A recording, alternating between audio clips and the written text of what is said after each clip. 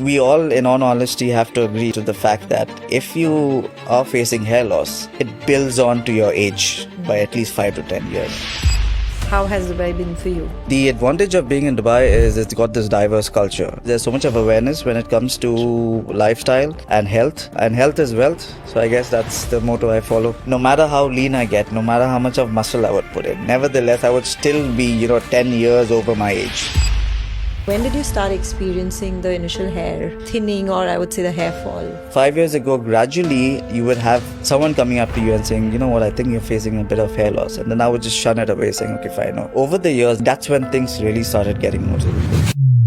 There was lack of knowledge. So as layman, you wouldn't be aware of what is right and what is wrong.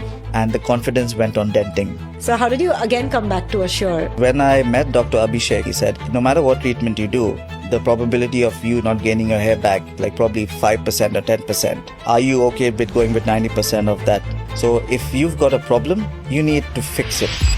When did you start seeing that initial growth? It was a month or a couple of months away from the sessions. Each and every family of mine tends to look at my hair and be like, okay, fine, we're actually seeing good growth. And I think if you come out as a changed man because of hair restoration, you'll be amazed to see how much of good that is going to bring to yourself. Yeah. We made an informed decision, and I think that's the best decision I've made thus far.